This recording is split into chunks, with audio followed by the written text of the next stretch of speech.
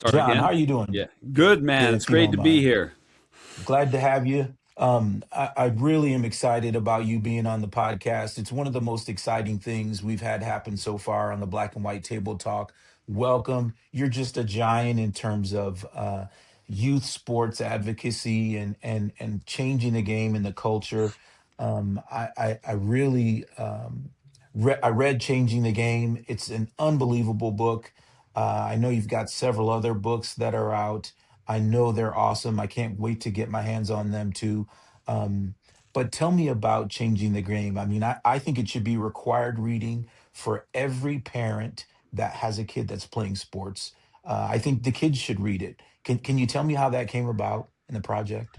Yeah, so, I've been involved in sports my whole life, right? And I wrote that, I guess, 13 years ago now so I Yeah. was, 40 years old, and I was a parent of two young kids who were just getting into sports, and I was looking at the sidelines, and I remember I was at my daughter's 5, 6 year old soccer game, and everyone's happy, and the coaches are refing, and everyone's positive, and no one expects the kids to be perfect. And right next door, there's like a 10-year-old competitive game, and everyone's yelling at the kids, and everyone's yelling at the ref who's like 12, and I'm just thinking, does anyone want this? Like in 5 years, going, oh yeah, that's what we want. We want to spend Mhm. more money so our kids can have less fun, and that was kind of, but I'd been involved in coaching. I was a college coach, college soccer coach. I was a club director in Vermont and Michigan, and then in Oregon, and so I'd sort of seen the path of many kids, and had kids who went on to be Division 1 athletes and professional players and playing youth World Yeah. Cups, and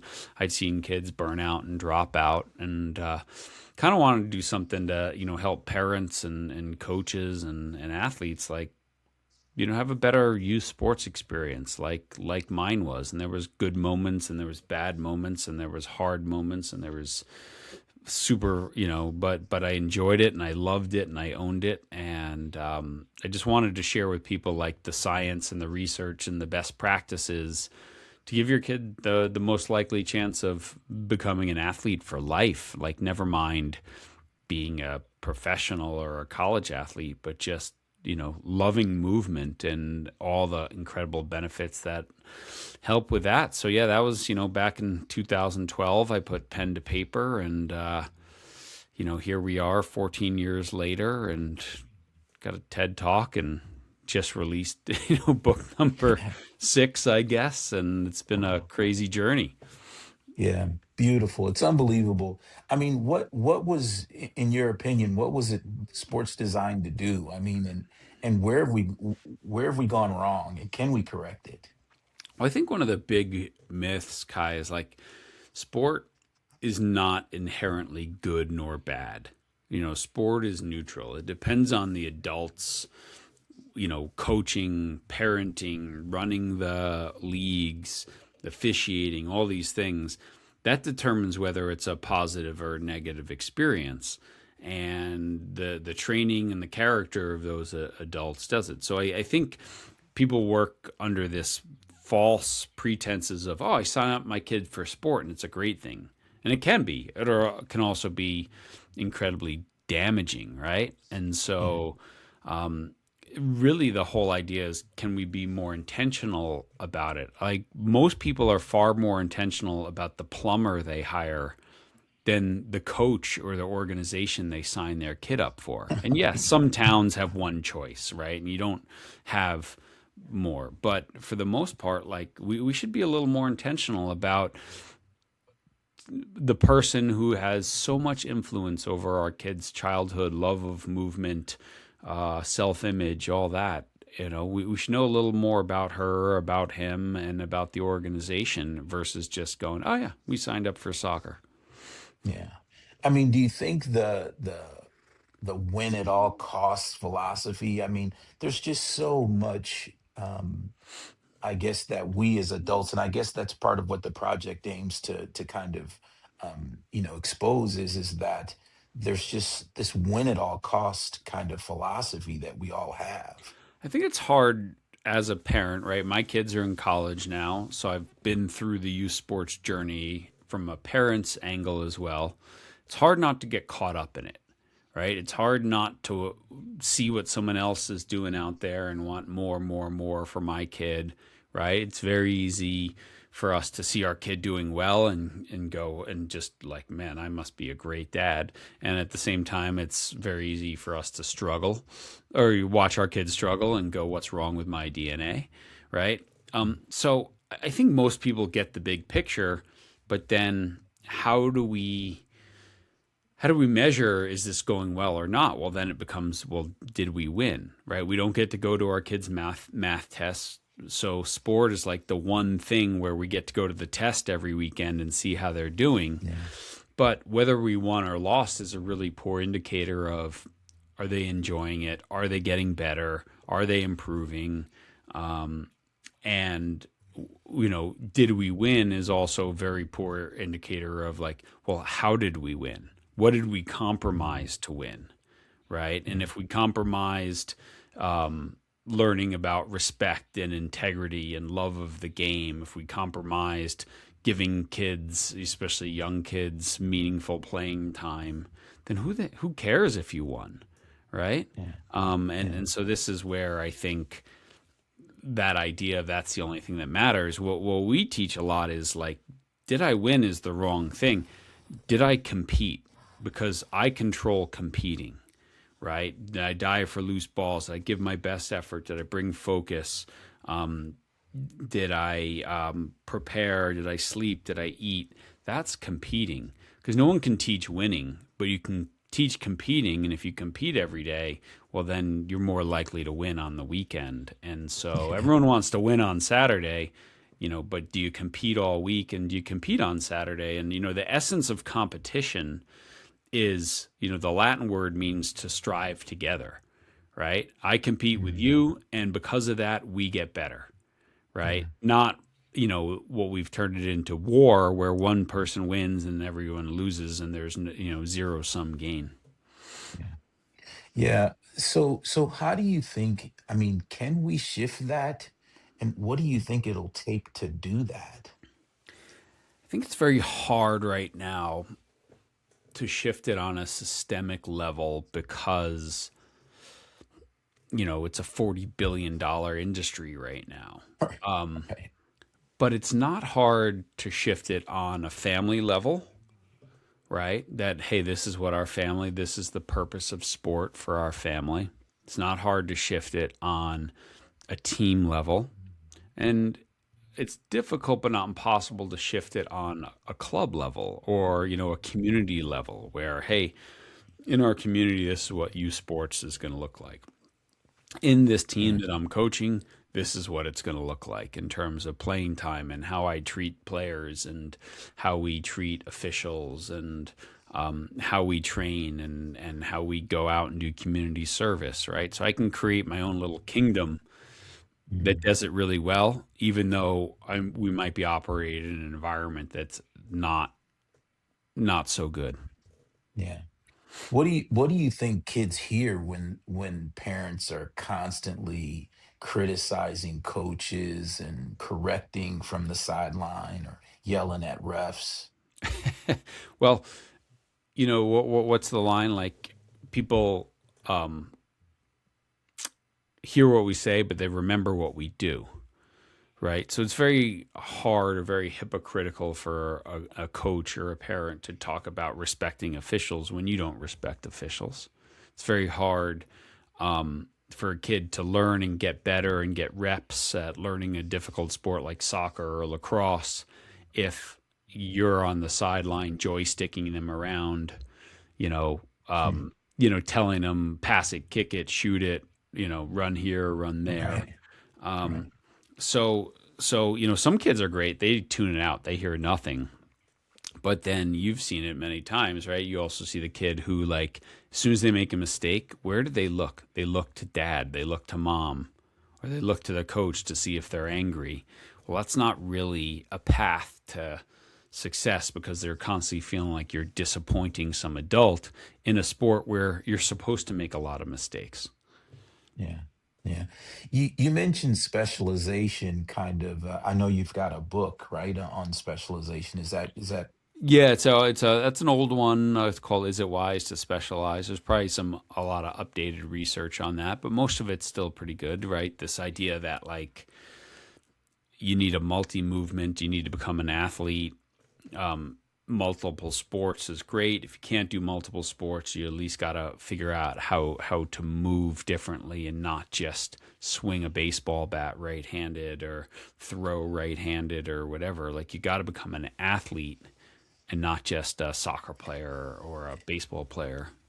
Yeah, I mean, when I was growing up, there was so much more of that. It felt like, playing multiple sports, football, running track, golfing, swimming. It just seemed like, and now I think there's just this kind of honing in on one sport, and it feels like muscle fatigue, burnout, all of those things are more prevalent now than ever. Yeah, and the research is really clear that when you hone in on one sport, especially prior to puberty, your chance of injury goes up like 70%, especially like overuse injury and things like Mm, that.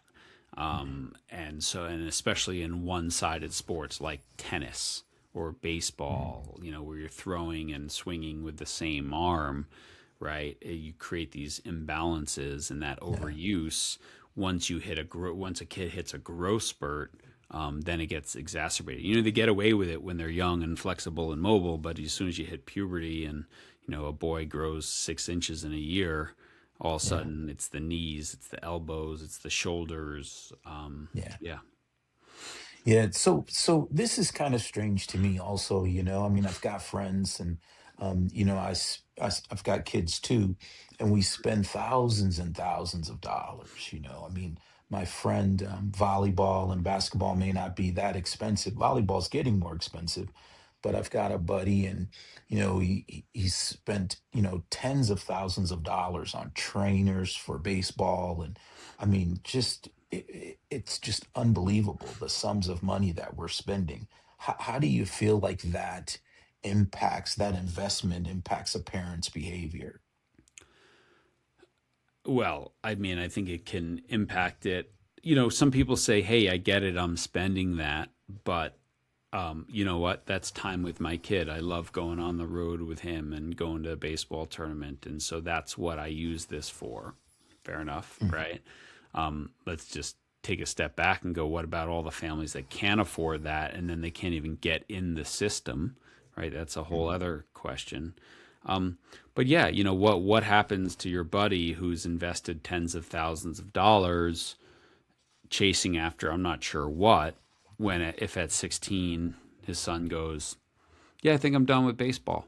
Like that was enough, right? I just did 9 years and I missed all these birthday parties and all these weekends. And I think I'd rather get a job and a girlfriend. And you know what? I might right, go try tennis, right? right. When the parent then goes, no, you can't quit. We've invested so much. That's when the problems arise. And so I think it's really important as a parent that you're constantly understanding what are your kids' goals for being out there and are you accepting why they're there? Because I coach kids who are, their parents are like, my kid's going to play at Stanford, and the Yeah. kid's like, I don't even want to play in high school, right? Right, right. What happens there is the kids comply until they don't, and then you can lose your relationship with your kid.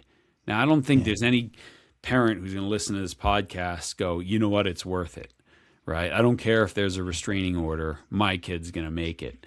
Like, I right. don't think that's why people are here. And never mind the damage to the human being later on, even if they make it to college, even if they make it beyond that, versus like if I'm investing this money so that my kid learns to be a good leader, to be a Mm, great teammate, to yeah, learn discipline, to learn hard work, to learn about commitment, to yeah. learn about integrity and respect, then yeah, maybe, tens of thousands of dollars is worth it. But I better make sure that the organization and the team and the coaches are backing up those values and not did we win on Saturday.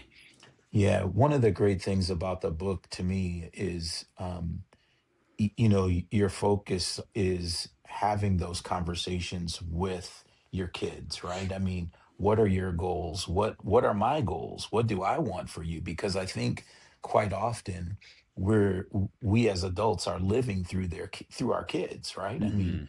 and those goals aren't in alignment typically, you know. They could And be, yeah, right? Some kids are really unique and they are driven, right? And I think it's just recognizing that. You know, you might have four kids and one of them is super driven and the other three are not. And there's nothing wrong with that, right? Um, yeah, I mean, I've heard stories of people who have like these, signs by their garage door when you go to the car that says, "We don't lose," and it's like, man, that's a pretty harsh message when you get into the real world where you do lose and it is hard and you do mm, have setbacks and you've been yeah, told your whole life our family is not losers, we don't lose. Yeah, you know what? It might work, but when it doesn't work, man, it comes crashing down really, really fast. Now, being a professional athlete, it's really hard. And I don't think a lot of parents who drive their kids to that have any understanding of what that means. yeah. And the fraction of participants that are actually going to get to that level is so infinitesimal. It's unbelievable, right? I mean, you know, the numbers of youths participating now is astronomical. It's never been it's like you said, it's a $40 billion industry, right? Hmm. um it's there's no way that all of those parents who wish that or hope that for their kids are going to make it to that level. Yeah. Yeah. It's less than 1%, right? And even, right, if you make it to the Olympics as a bobsledder, you didn't actually make a living either, Yeah, right? right. You're probably being funded by your parents until you're 30. And then you got Yeah, to go get a job and a career anyway, right? So, yeah. I mean, I remember Abby Wambach, the soccer player, tells a great story about getting like an ESPY, and she's on stage with like Kobe Bryant and Peyton Manning, and Hmm, all three have retired that year, and she's like, they're all set for life. I got to go get a job, right? right. Like, Yeah, so even when you're the best player in the world in women's sports, a lot of times, like, you haven't made life, generational wealth by any means. yeah. How do you think NIL is impacting the sports culture today? I mean, it's clearly impacting it, right? Because when a college, I just saw something that the average, Big Four conference college basketball roster pay is like 20 to 30 million dollars, right? There was 14 kids on that roster, right? Football, we have quarterbacks going for 4 million bucks, 5 million bucks, and I don't think I think college athletes for decades were plundered by schools, right? I think it was Yeah, ridiculous when, a kid who played football, and I'll just make up Ohio State, but it's not just Ohio State, right? And signs someone gives him $20 for an autograph and the NCAA suspends him. Meanwhile, the school just made $10 million selling that kid's jersey. That was wrong, right? yeah, But now it's the Wild West, and higher and higher amounts and more money, and there's no control over it. That's not good either. And we have, I don't know how many states it is now that has brought NIL down to into high school, right? So yep, there's some states where a high yep. school quarterback can get paid seven figures, right? So Georgia's one of them. Georgia, yeah, I was going to say that was the one that comes to mind, and I remember reading about, like, kids from Florida transferring to high schools in Georgia because they could Yep, get paid. yep, So I mean, so what's the trickle down effect to that? Is, well, my middle school kid needs to go to the right high school, so and it's mostly he needs to do this, right? And, well, if that's what he has to do in middle school, what does he have to do when he's 10? mm, Well, if that's where he has to be where he's 10, what does he have to do when he's 7? And it's just this trickle down to 6-year-old baseball tryouts and so on and so forth. yeah. It's unbelievable. Um, I want to kind of dovetail into officials kind of being in the crossfire. I've been calling games for about 20 years and played also. But why do you think they've become acceptable targets for the adult behavior that we're experiencing? I don't. I don't think. I think we're much more aware of it now, right? I certainly remember people getting upset at officials when I was growing up, right? Sure. Um, Sure. but I think right now, everything you've talked about, this environment, the money, the scholarship, the this, the that, well, the official has become the obstacle to that if Mm, we lose this game. Very much like the high school teacher who gives a kid a C and says, do better. And the next thing you know, the parents on the phone with the principal trying to get the teacher fired because little right. Johnny got a C and it's on Right. his permanent record and he's not getting into Yale, right? Right. Instead of going, Right. well, Johnny, how about you do some work, right? Right. We see this with college professors, the amount of A's given out now, like grades mean very little. Well, I think sadly for officials, you're just another obstacle in for many parents who are the snowplow parent, right? Who's just going to mow all the obstacles down. Well, right now Mm, you're the obstacle. And I think with mm, officials, right? Like I've met parents of kids that I've coached who don't go to all the games their kids play, but they're afraid not to go to a game that their kid is reffing because of mm. parental behavior, right? Yeah. And Right. you go to like a 7 year old soccer game, and so the officials are 11, Right. and these parents are screaming at them for making a mistake. Like, and I was like, if your kid is in a developmental league, you get a developmental official.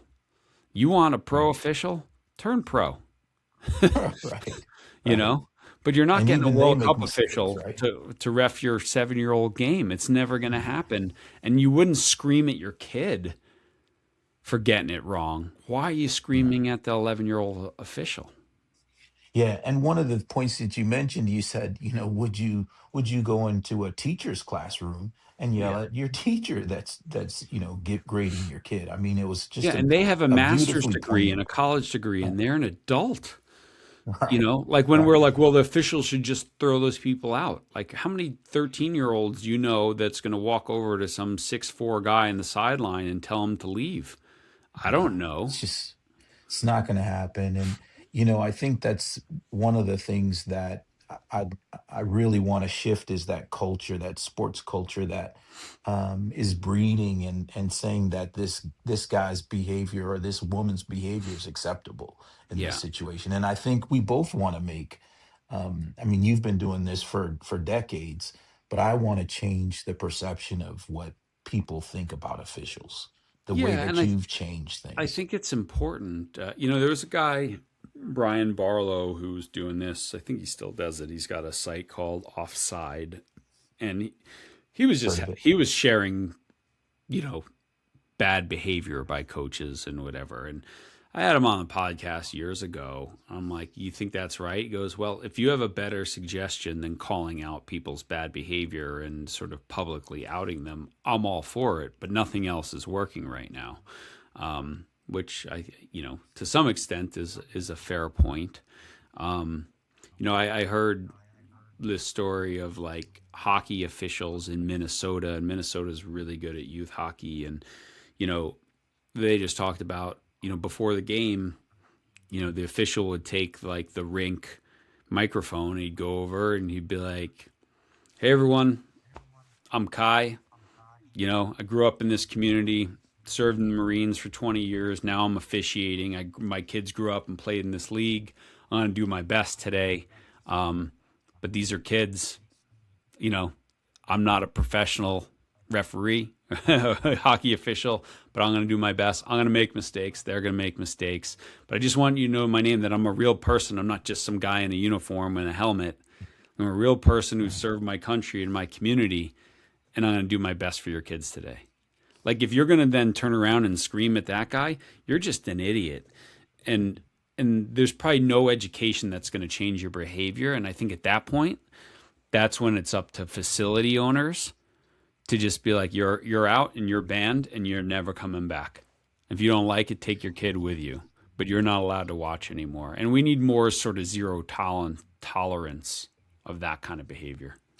Yeah, I mean, I was going to ask you about that. I mean, as far as preventing that, and some of the things I really believe are important is having that level of communication with parents, and coaches too, right? I mean, I hear you say, we need to know who's teaching our kids. We need to know who we're trusting with our kids for, hours out of every week to lead them, to mentor them, to instill some moral value in them.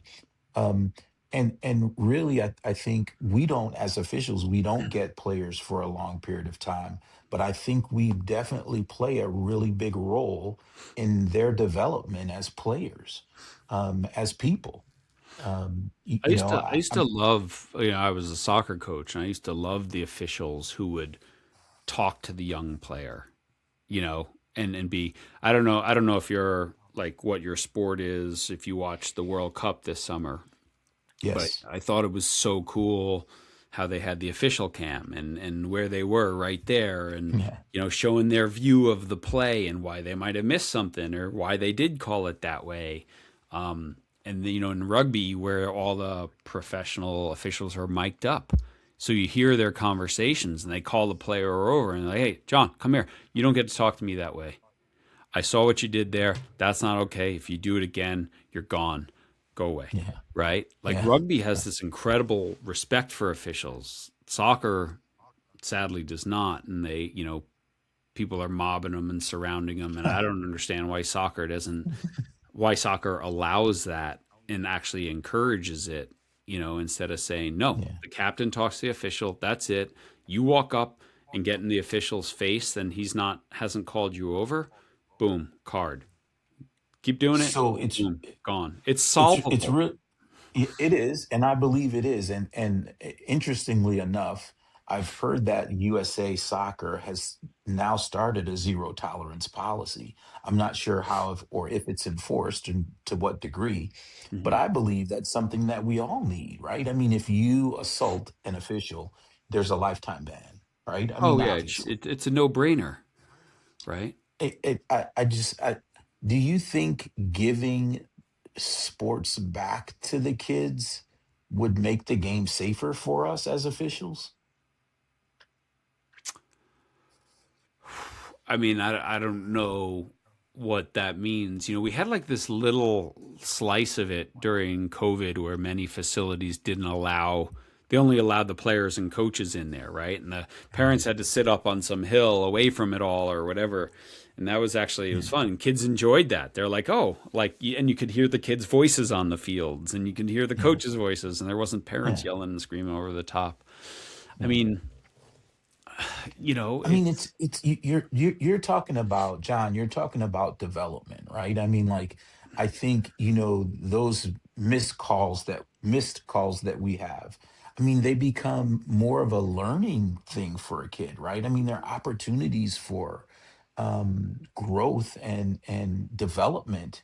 Which is what I know is a big thing that you're an advocate for. yeah, Is using these games as um, mirrors as a classroom yeah. for life, not just for sport, but for life too, right? Yeah, yeah. And yeah, I mean, let's face it, to me it seems no-brainer that each state should have some law in the books about official abuse, right? And Mm. any physical abuse. I mean, it should go beyond a ban. I mean, it should be, if you lay a hand on an official after a game, that's a crime, you know?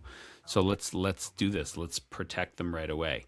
Go back to facility owners. There should be very quick bans, or like one of the ways to do it too is like, all right, if we're going to behave this way, all the parents are gone, because you know what? Parents really need to police each other, and if you're taking care of those on your sideline and I'm worried about my sideline, and there's one parent who won't shut up and is bothering officials, and all of a sudden I'm not going to be able to watch my kid play because of him, I'm going to go to him and go, hey, dude, shut up, man. Relax, Or man. Just chill out. relax, enjoy it, or leave. But I want to watch my son. I want to watch my daughter play. And if you're going to get me banned, I'm going to be pretty pissed off, right? Yeah. So that's the kind of thing that like I I don't I think you mentioned zero tolerance. Zero tolerance is great on paper. It has to be Mm, enforced, right? yeah. And Yeah. it's hard for kids too because again, let's go back to soccer. They watch professional players surrounding a referee. Well, that's the behavior they're going to emulate, just like they're going to try to score a goal like Messi.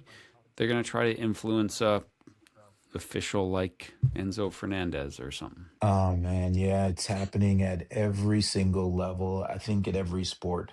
We're seeing it more. I do quite a bit of basketball. I do more volleyball now, but in basketball, I mean, if you watch an NBA game, I mean, that's all they see are the players going up. Why? What did I do? I mean, and there could be blood on the other guy, Yeah, and they're wondering what they did. Why is yeah, that a foul? yeah, And the high school kids now, the rec kids now are doing the same thing, you yeah, know.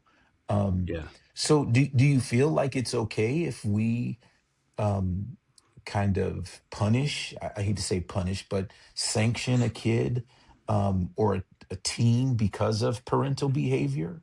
As a coach, would you be okay? Would that be okay?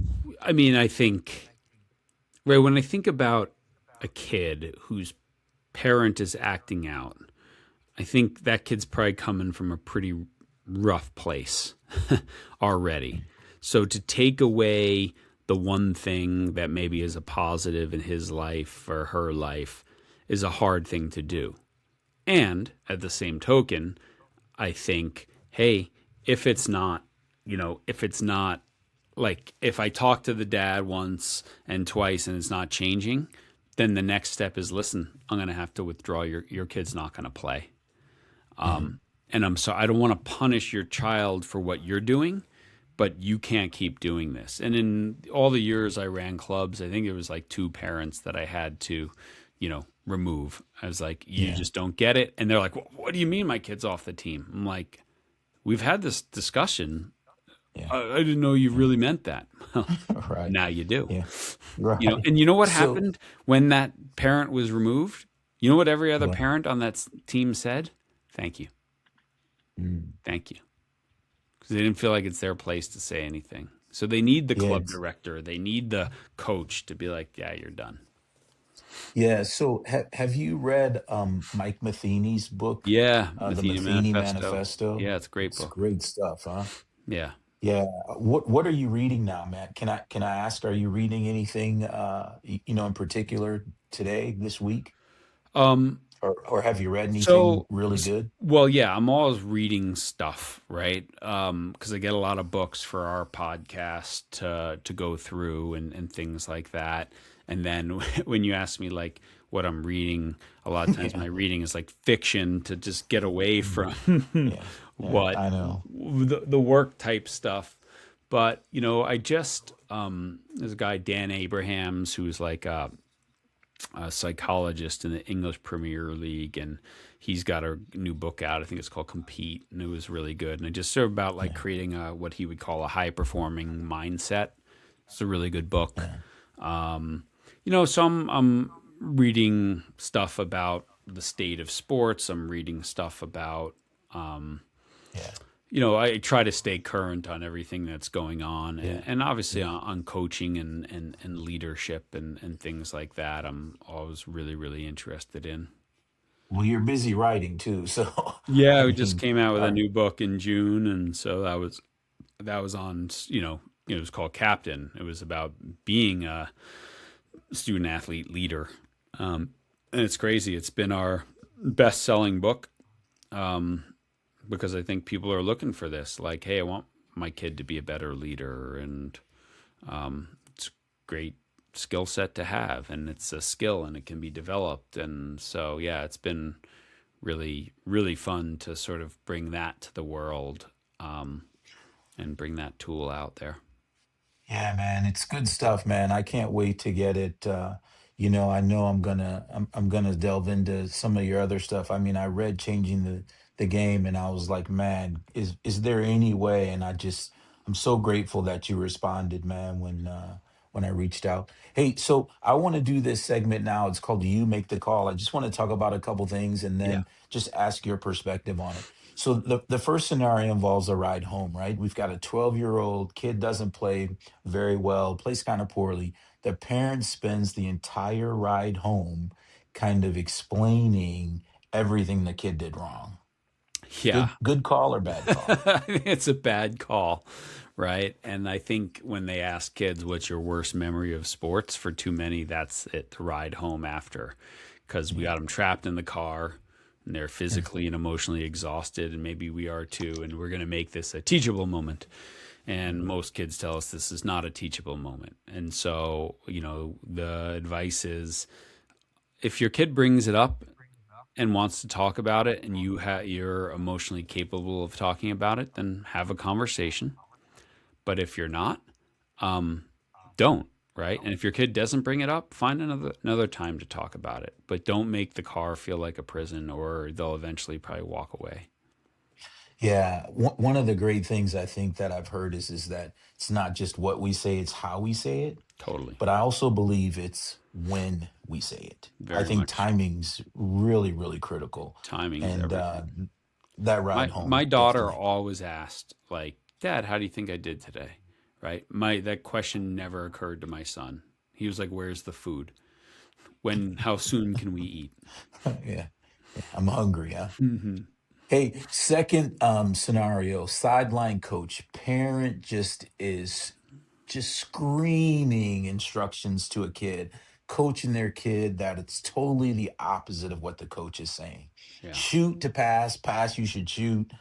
Good call or bad call from the parent? Bad call, man. It's not helping your kid. Like, Yeah. if you think about soccer, right? Kids need a lot of reps. They need to solve a problem in a split second.